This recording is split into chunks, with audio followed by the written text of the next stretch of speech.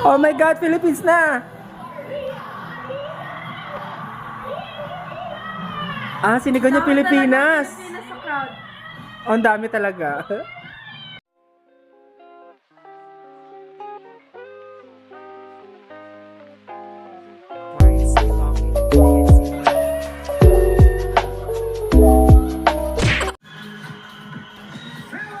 Yes! Girl! Parang ginanap sa Thailand ang ingay. Diyos ko. Oh my God. Ay, bakit ganun lang? Hindi ako na-satisfied, pero go. Kasi yung ginawa niya yung sa Pilipinas nung lumaban siya, mabilis yung twirl niya. Nagsigurado siya, nagsigurado. Philippines, bakit ganyan? Alisin mo yung dalawang kamay mo, utang na loob. Oo. Pero maganda lang talaga ng mukha ni Atisa, no? Ah, bakit parang, what do you think, Pot? No, yung energy kulang. Oh my God, Tisa. Ayan, no, tangina, oh, sorry. Puerto Rico, ganun, no? Hanip talaga si Atisa, third time mo na, hindi mo pa, ano ba yan? Sabi mo, gugulatin mo kami. Ayan o, ganyan, baka mawala si Atisa. Hi, ang mga comment na naman dyan, you can't blame them. Guys, what do you think? Ang performance ni Atisa. True, better than Atisa. Si Atisa hindi bumaba ng kamay. Para siyang na-robot. Oh my God, top 12 announcement. Hindi pa pasok sa Pilipinas. Oh my God, gulo talaga. Pag pumasok ka sa sisigaw tayo. I can't begin to tell you how much the excitement keeps multiplying the deeper we get into the competition. So are you ready? Here we go. The top 12 delegates. Top 12. Yay, Max! Ayun na. Oh my God. Please take the stage. Sino yung dalawa pa? Ah! Punyemas! Pasok sa Philippines! Pasok sa Philippines! Oh my God, wala na kaming pakalam kung sino ipasok nyo the rest, okay? Si Thailand, feeling ko ihuhuli nila si Thailand. Oh my God! Ay! Philippines, nakita ko! Pagsigawan na yung mga tao eh. Hindi ka mag-video, te. Ay! Ay! Oh my God, no! Sabi na eh. Pang Miss Earth. Wait lang, ano yung baba?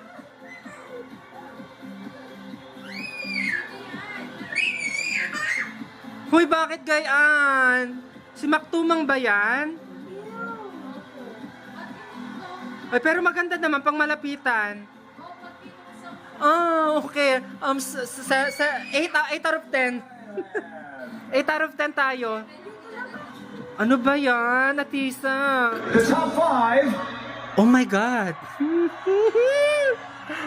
Imagine that. Sino ang pasok sa I'll top tell you right 5? now, the only time I made the top 5 was top 5 least attractive people. Umakit yung dugo ko sa ulo. Uy, ang tagal natin hindi nakakapasok sa top 5. Since 2021 o 2022. Si Beatrice. Oh my God, guys. It is time. Are you ready to reveal the top 5? Yes! I knew you would. You guys have been fantastic. Let's do this in no stress, in no particular order. I got Venezuela, The right? top 5 is Oh my God. Thailand. Oh my God! Hoy, pasok na lagi sila talaga lagi. Pag dyan ginaganap, sila na kasi ang may-ari ng nakaraang taon eh. Oh my God! Hindi na ipapasok si Philippines. Wala na akong pag-asa. Nawala ng pag-asa. Oy, no! Wala na. Inano na nila. Yay! Yay! Joining her is Oh, yun ang kumami. Philippines. Oh my God! Oh my God! Oh my God! Oh my God! Pasok sa Philippines! Oh my God, labanan! Oh my God! Sabi ko na nga ba kaya ganun yung gown nilang dalawa eh. Oh my God! Yung mga Colombian nagtinginan, yung mga Latina nagtinginan sa likod. Sabi nila, wala, hindi. Next up, please, Miss Philippines, would you step forward? Shaky pa man ang boses mo, Day. Sana i-modulate mo. Ay panalo na po yan. You've chosen Judge 7, Minnie. Okay, Judge 7, Lucky 7. Hi, Miss Philippine. How are you feeling? Really good, excited. My question for you today is, as a global ambassador or citizen, what will be your contribution to humanity? As very easy. I want to be the hope of people. I come from a very poor background. I started pageants at 10 years old to put myself through school and to lift my family out of poverty. And if there's anything that I want to show the universe, I'm here right now. I'm standing as Miss Universe because I was able to get myself out of any situation because I was hardworking, I was persistent. Okay, sell I fight yourself. for what I want. Thank you. Sell yourself, Atisa. Oh my God. What do you think? Very personal, so it's good. Na-apply niya. Really state the answer where it's like I would contribute. The answer is herself. Yung parang pagkasabi niya, this is me. Ako yung sagot. Oh my God. Oh my God. Guys, sino? Gusto ko top 2 Philippines and Thailand talaga. Philippines and Thailand. Pero Cote d'Ivoire and Venezuela could be the top 2 talaga. Yes. Sila lang maglalaban sa first. Pero usually sa mga gayaan hindi pa din eh. Basta may pick na yung organization, yung With each and every one of them. kahit magaling pa yung sagot ng iba. Aray ko! And what is asked for the judges. So now, it is time for the top 5 final question. Each delegate will answer the same question. Oh my God, yes! Ah! Galingan They mo don't hear Philippines! each other's answers. Again, they will have 30 seconds to answer each question. Atisa, gamitin mo talaga yung... Miss Philippines, I'll ask you to please step forward. Oh my God, Atisa! Shoota ka! Bigyan mo ng... And congratulations. Mic drop ka dyan. Miss Philippines, Hindi ka magiging jellyfish. the title of Miss Universe tonight. How would you use this platform to empower young girls? I work with an organization called Allen Academy, where we work with young people to provide them opportunities to make them realize that it doesn't matter what your life circumstances is.